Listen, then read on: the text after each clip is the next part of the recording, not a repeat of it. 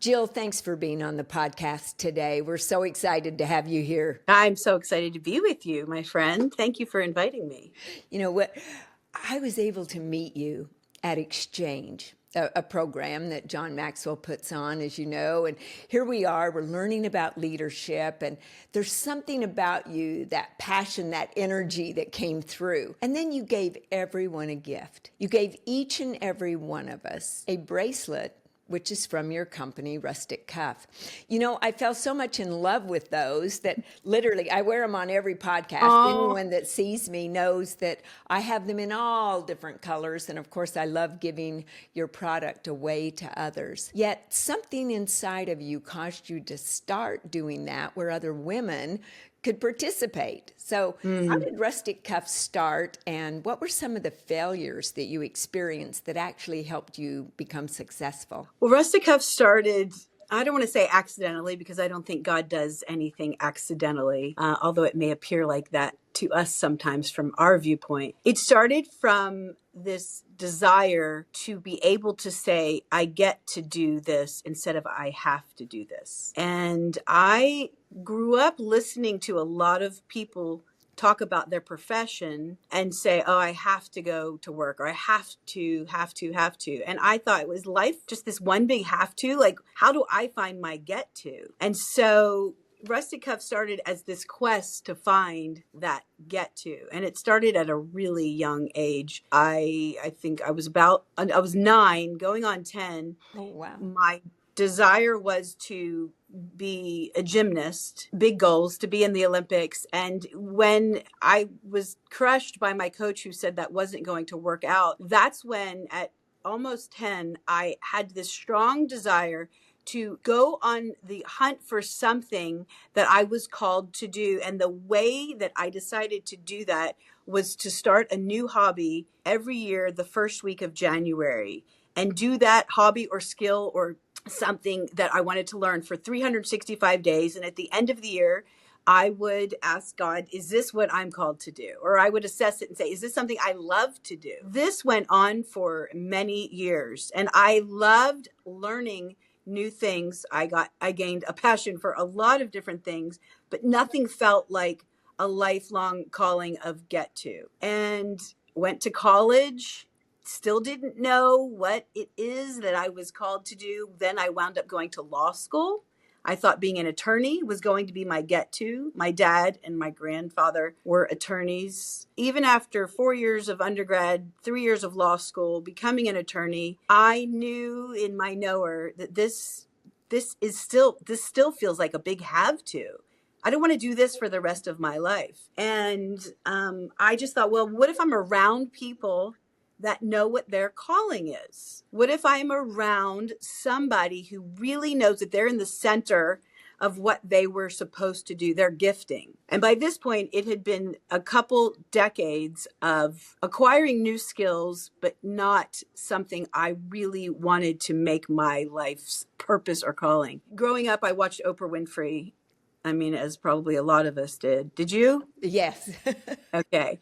I always know how old when I'm speaking, I always know how old the crowd is when I ask who grew up watching Oprah Winfrey. And you know you're in trouble when nobody raises their hands because nobody was born in that room. Sometimes nobody was even born then. I decided to try to get tickets so I could just watch her in action, to be around somebody. And not that I was going to meet her, but just to be around somebody who it would inspire me, like this is what she was gifted to do. Because I feel like each one of us were gifted with something unique that God purposed the moment that we were created. And some people die without knowing what that is. And I wasn't going to let that happen. So in a quest to get tickets to the show, which was nearly impossible, it went on for years. I couldn't get tickets. It was just sold out or for whatever reason. And one day I discovered that they were looking for people to be on the show. And I thought, well, that's a shortcut. Certainly I'll get to go to the show if I get to be on the show. And one of the things they were looking for was, it was on their website and it said, are you a regifter? If so, tell us your regifting stories. Tell Oprah your regifting stories. We're doing a show on etiquette and you know, whether it's proper or not proper to regift. And I grew up with a mom who was extremely practical. Some might say frugal, but I like to say practical. And she never allowed us to buy gifts for our friends for their birthdays. We always had to go to her closet that she had received gifts from her friends. And she had this massive gift closet. And that was just never fun growing up. It was just painful, really painful. Because she's 30 years older than I am. And the gifts I were giving were never age appropriate. I sat down and I wrote Oprah a letter, an email. And I wrote 3 funny stories that had happened about how I'd gotten caught regifting. It was a quick, funny email. And within 2 hours, I get a call from the show saying, we loved your email. We want to send a producer out to film your gift closet. It was so exciting. And I had this sense inside that this is the beginning of me discovering what it is I'm called to do. As I'm sitting there practicing law, doing family law and divorce law, knowing that's not my thing. Long story short, they came out, they filmed my closet, they interviewed me, they flew back to Chicago, called me the next day and said, we loved the clips that we got. We want to fly you and your husband out to the show to sit on the front row while we air your clip on the show. And that was it. And I thought, this is so fantastic. I mean, I think I'm getting ready to leave the profession, to leave my law office and leave all of that behind and discover something new. And they flew us out there, and the way it worked out is we wound up sitting in the front row, but right before the show went to air, they said, we've had a change of plans. Oprah wants you to sit on the couch with her and she wants to interview you about your stories. Now, wait, and what happened to your stomach at that point? I was pregnant. So I was terribly sick. I was so nauseous. I mean, I was the kind of pregnant girl that threw up every single day. But you couldn't tell I was pregnant because I was in the early stages. But I was already sick. But when they said it, there were 300 people in the studio audience, although it was airing to 20 million people. So in my mind, I'm like, 300 people, it can't be that bad. You didn't have time to get nervous. It didn't feel like that. I went from the front row and I took 10 steps and I was there on the couch with her. And she sat down next to me and she just said, I love your shoes. That was it. And then it started to, they aired the clip. And I thought, this is going to be one of the greatest 10 minutes of my life. Because 2 days ago, I was in a deposition with a divorce client and I couldn't stand doing any of that. And now something I've been trying to do was just to get tickets to sit in the audience. I didn't care about being on the stage, but now that I'm there, I'm like, I get to tell stories. I was a communications major in undergrad, and that's what we did, is we told stories. And I thought, I get to do this on the biggest stage in the world. How fun is this? And I had such excitement, Dianna. I can't describe it to you at all because it all happened so fast. But they had 2 experts on this show from Canada sitting on the other couch on the other side of the stage. And so they aired the clip, or the show started, they aired the clip, and Oprah laughed and she said, well, Jill, like, how does it feel to be exposed to the world? I started laughing and I said, well, and right before I could get something out, she goes, hey, let's go over to the etiquette experts and ask them what their opinions are. And as it turns out, they didn't like it at all. And they told everybody that what I was doing was tacky and rude, and that I needed to give all that stuff away to Goodwill and basically stop lying.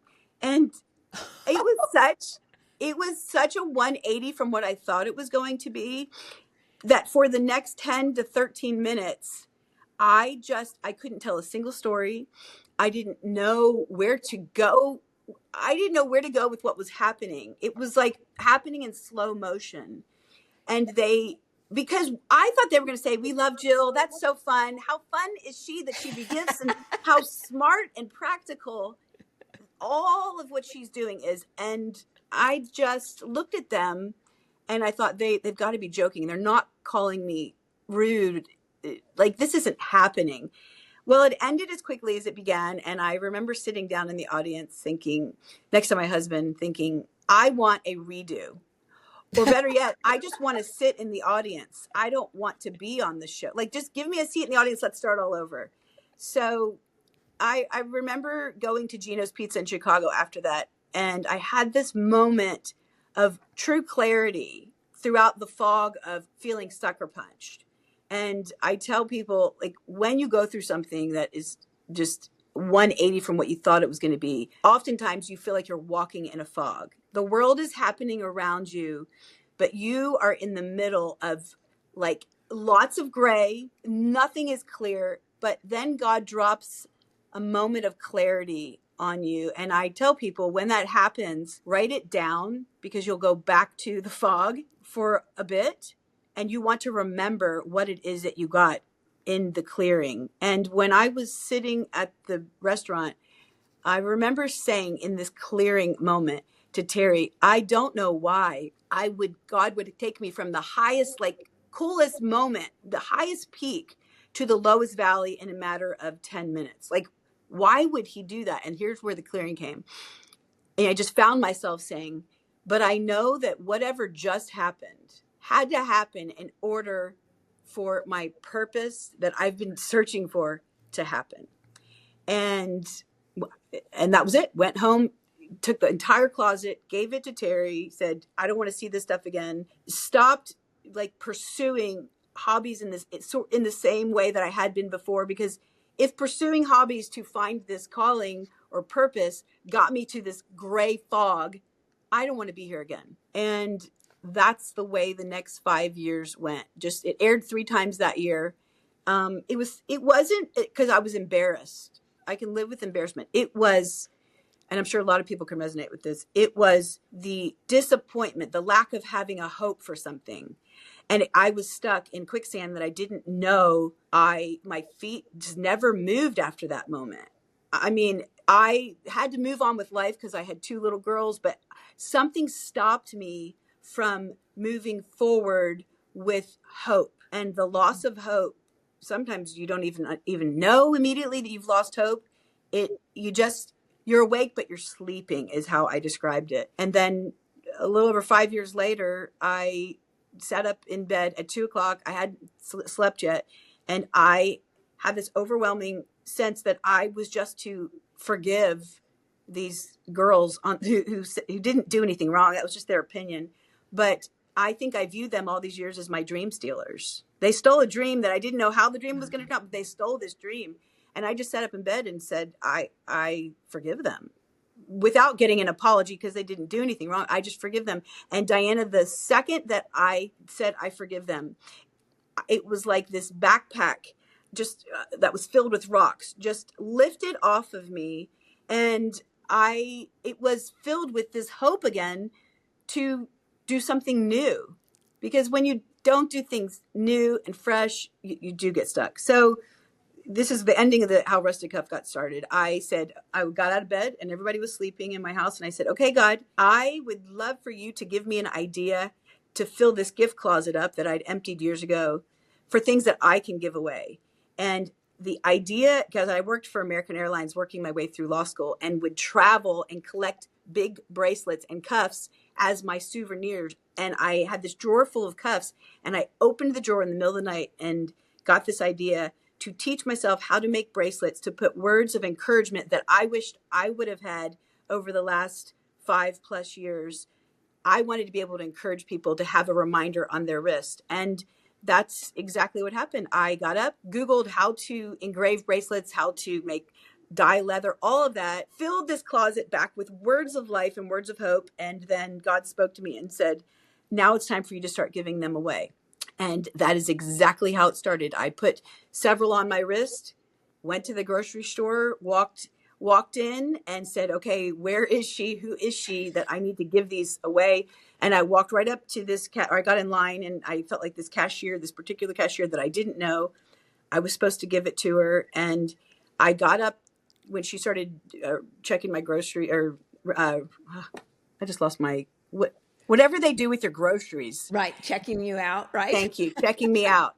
It sounded weird to say that, but yes, I didn't look down, but I took off a bracelet, handed it to her, and I said, I don't know why, but I feel like I'm supposed to give this to you. Just out of being obedient. I didn't tell her out of obedience. I was doing this out of obedience. And she looked at me and started to cry and said, I've never seen you before, but this is so weird that you're giving this to me, because yesterday I was diagnosed with breast cancer. And when I was in the doctor's office, I said a quick prayer that God would give me a sign of hope, that everything would be okay. And then I looked down at the bracelet that I had just taken off my wrist really without looking, because I had 3 of them on there. And it was a pink bracelet, which is the color for breast cancer, as you know. And she said, I just want to thank you for being that sign of hope. Wow. And I walked out to my car, shut the door, and I said, this is it.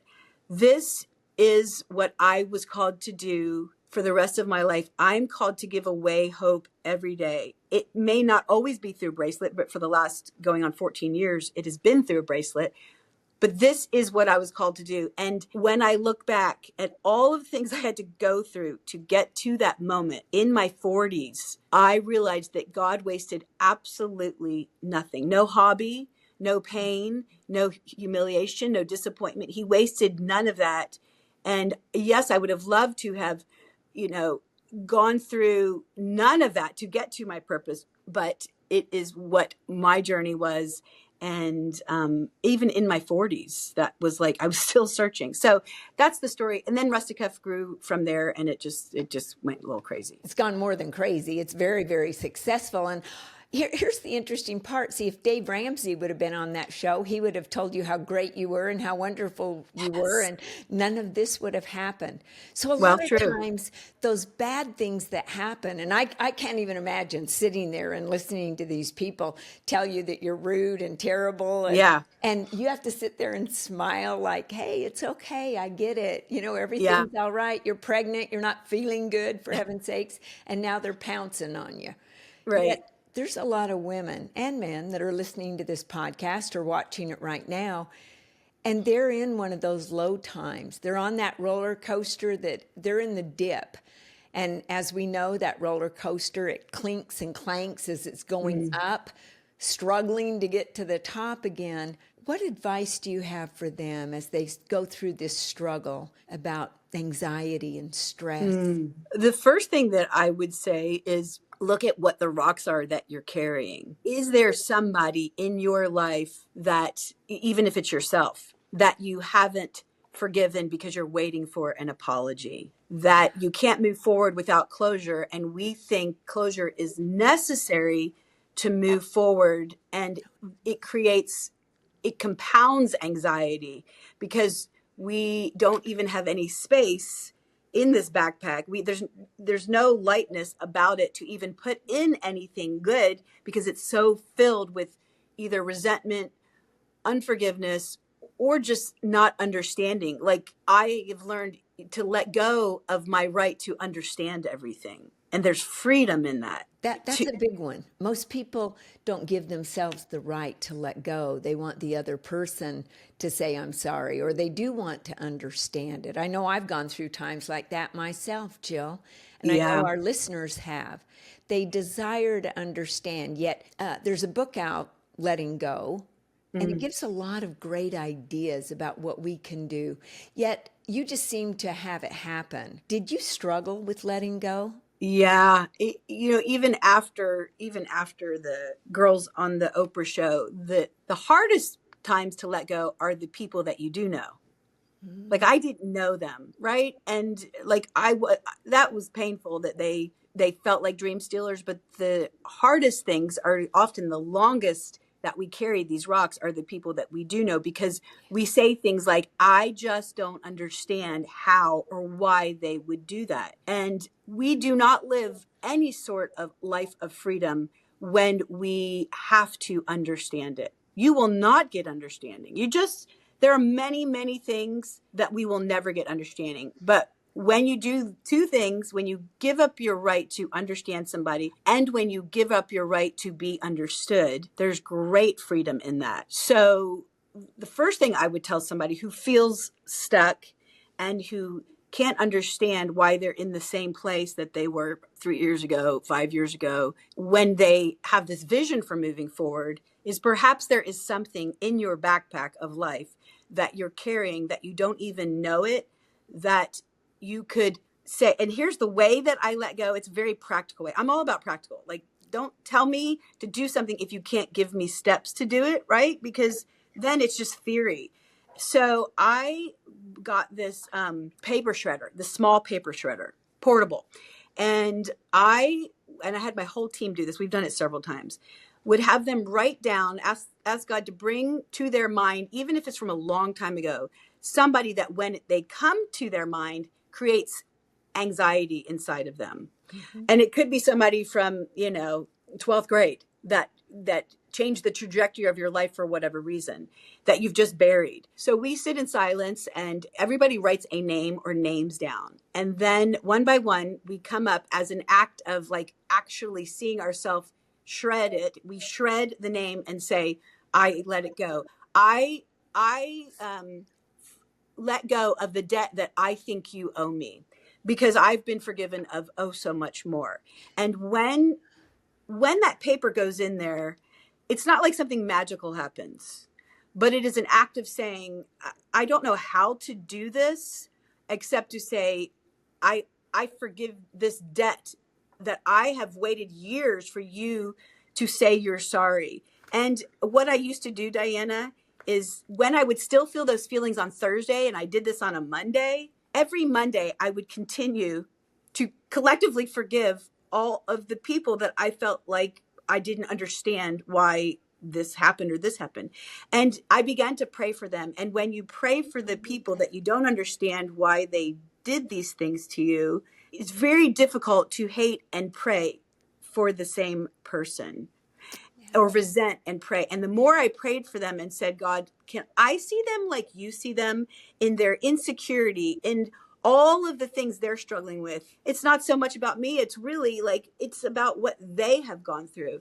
And it is a process, but a lot of people don't want to go through the process. But I will tell you, there's such freedom on the other side of that. It's so good. And, I write it down on toilet paper and flush it down the toilet. I like your That's shredding good. thing. Yet No, I like the our toilet brain, paper. our brain takes it in, doesn't it? And says, watching that Yeah. go down the toilet or Yeah. shredding, it is a release that our brain puts chemicals in our system that Yeah. allows us to forgive. And my prayer bowl, oh, let me tell you, there was at one point, it was full of names. And as I feel Yeah. like I've forgiven them and I still pray, because you know what? God lets the sunshine be for everybody. The good, the Yeah. bad, Yeah. everybody, right? And Yeah. who am I to judge? When I read in the part that in Matthew where it says, "You shall not judge, because how you judge, that's how you're Yeah. going to be judged." And I went, Yeah. "Oh, I don't want to be judged this way." No. You're right. And the thing is, a lot of people will say, I can't forgive them because, well, I can say I forgive them, but the feelings are still there. But it's the act of just continuing to like say, I release your debt. Like I just, even if it comes back up, I release it. And if you have to do it until you don't have to do it anymore, it's the most valuable thing to get yourself unstuck out of this quicksand that you might not even know why you were there in the first place. Well, you've helped so much. So now the other part is I really want to commend you because those ladies were termed as the expert on that Yeah. show, right? And sometimes we have to remind ourselves that the Titanic was built by experts and That's it good. went down. So not allowing those people to get in our head. Did that story ever just go around and around and around in your head before you finally forgave them? Yeah. A lot of times we just bury it, but other stories have gone around and around in my head to the point where you start believing that story because it's the record that is on repeat in your mind. And until we stop that record, throw that record away and replace it with something else, you will believe it and start living like that. Like you'll live like, yeah, I guess I am rude and I guess I am tacky. What I'm doing is wrong. So I have learned from that situation and then many more after that, the criticalness of what I am allowing to replay in my mind over and over again, because there are unkind words that have been said to you over the course of however many years you've been alive that don't stop talking just because they stop talking. Right. And And yeah, Eleanor Roosevelt said, it's not what people say to you, it's what you say to yourself after they stop talking that counts, right? that's so good. Yeah. And I have seen many of people that have worked here even that begin to live into this insecurity of what was told them over the years of whether they're junior high years or, their 20s and 30s. They began to live into that and to try to reverse that after so many years. Only God. But I know that nobody is defined by what somebody else said about them or to them. It is only those who know the only approval you need is from God who can then stop that voice from going on. It's that people try so many different ways to get rid of that voice, and it's usually toxic ways to get rid of the voices they've heard. You know how they have and you started out with stories, Jill. I love stories, yet that's a story that we're repeating over and over again in our mind. What if we kept a victory log of all the things that we did great, and every night before we go to sleep, actually read some of the things on how we helped other people, and then let that be the story that we go to sleep Yeah. on instead of the Yeah. story of how bad or what we should have done or should have said. And I want to switch just real quick here, because the kindness effect, the book that you wrote and the way that you live your life, you've purchased homes for single parents. I love that. I was a single mother for years, and no one understands single parenting unless you've been Yeah. through it. Right. It's challenging. You have to be the care and the candor all at the same time, and sometimes you never know which one you should be. Give us some ideas on what you've done for the kindness effect. So we used to have, we were approached by the news several years back, and they said, we need more good news. This is our local NBC station.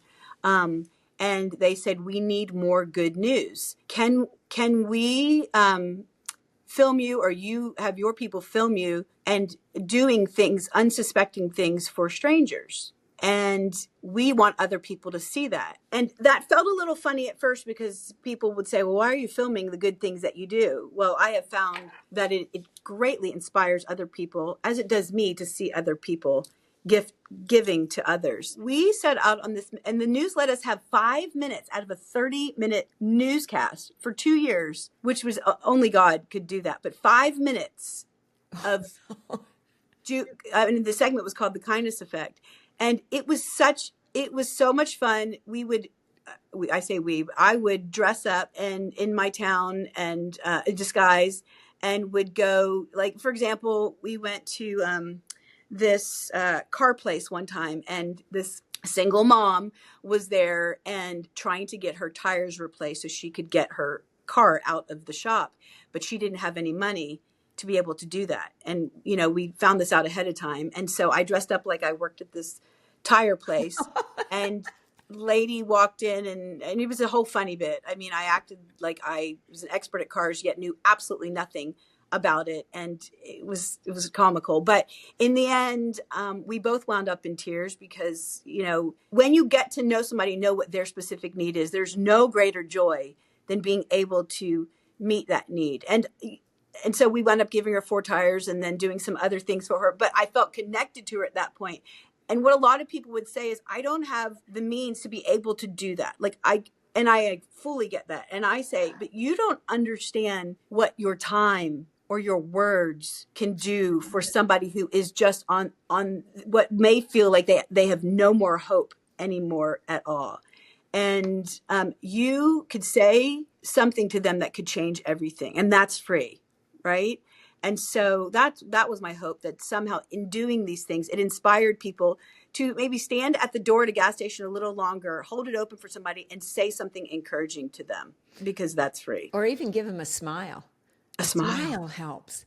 Yeah. I mean, I think sometimes the world is so convinced that we're all in a hurry. I am too. Yeah. You are. We've got a Yeah. lot to do.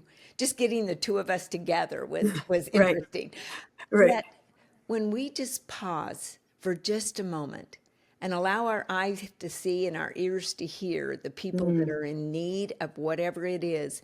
And when people are going through something, a lot of times, Jill, people will say, oh, get over it, or oh, let it go, or God has a better plan for you. Yet they're hurting at that moment. And Yeah. Dr. Henry Cloud says that's the worst thing you can do to people. You're actually helping to make them ill. That just taking a moment and saying, I understand. Yep. 2 Yeah. I mean, words. the words, because we all are in such a hurry, when people walk into our showroom here in Tulsa, you realize that everybody is going through something. Doesn't matter who you are. Everybody is in the middle of something. They say you're either coming out of something, getting ready to go in something, or you're in the middle of something. So, and your life, your business life could be great while your home life is in shambles. So when people walk in these doors, they, even if they look like they have it all together, I know there is something going on always. Everybody has a story. And the girls that we have working here at the showroom, I just say, you know, wherever they are in their story when they walk in, you get to write a line in that story and impact them. Even if it's just a few words, you have the ability to make a difference. As people have made a difference in my life when I've had moments of like, well, how am I going to get through this or around this?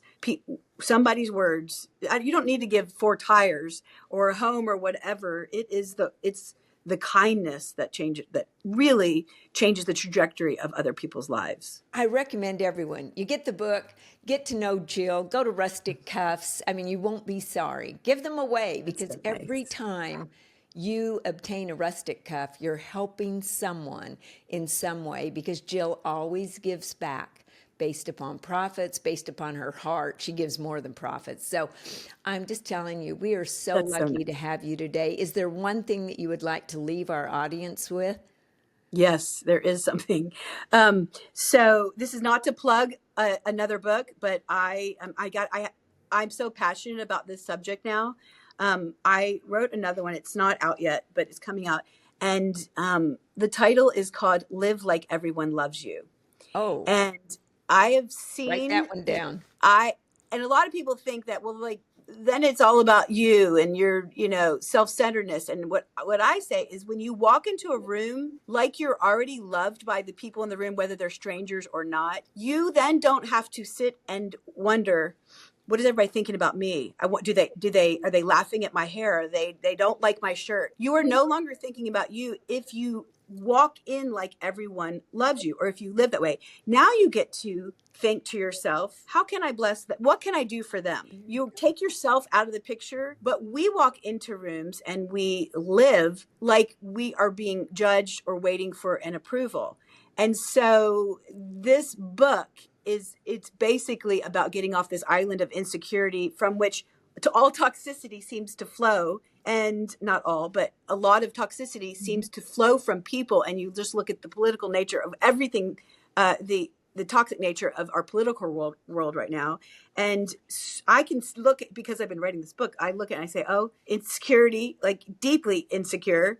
And I think that if people just lived like not everybody was judging them or they weren't waiting for people's approval, oh my goodness, you would then be able to really focus and touch other people's lives instead of acting out of this hatred for humanity. So I would say walk into rooms as if you are already loved. I tell my kids this: when you're in school and you go into a room, you're like, she doesn't like me, she gives me a dirty look. How about thinking, that wasn't a dirty look, she's got something that is going on with her, she at the core, she probably does like me. And then you treat her differently, and That's right. it changes everything. It really does. So I would say walk into rooms as if you are already loved, and you'll stop thinking about you, and it will change the way that you react towards them, which in turn will change the way that they then shower you with goodness and kindness and all of that. Jill, you've really hit on something. We need to have you back, especially when your book comes out. I Thank you. want everyone to know that Jill has become more because of what she's taught you today. And you too can become more. Listen to the Becoming More podcast and subscribe down below. Hit that subscription button and listen every Tuesday to how people just like you have gone through things like you, less than you, or even more than you, yet they've always worked at becoming more. Check out Jill and Rustic Cuff and your new book coming out. When will it come out, Jill? Later this spring. Yeah, Fabulous. and they can go to, I think it will be, it will be on Amazon, all those, but they could go to jilldonovan.com and it will be there as well. And how do they follow you on Facebook, Instagram? Sure. Every Monday, I put out a new blog, and I've been doing that for the last couple of years, and that's on jilldonovan.com. They can follow me or follow our company on Rustic Cuff on Instagram and Facebook, and find all the news there. Also, ladies, she doesn't just have bracelets and cuffs. She has necklaces too, like this one, or earrings, many things on there that you'll like to check out. Give them as gifts because they do have inscriptions on them. I know I wore the one that said trust in God or God's timing. I wore both of those while I was going through breast cancer myself. So just know she's here for you. She'll help you with her blogs. Get on her Facebook, Instagram, all of those things. Follow her because you'll learn a lot. Thank you so much, Jill, for being with us today. And we look forward to having you back in the spring. Thanks, Dianna. Comes out. Thanks for having me. I love you, and I love what you do. Thank you. You impact a lot of people. Too. Yeah. Thank you.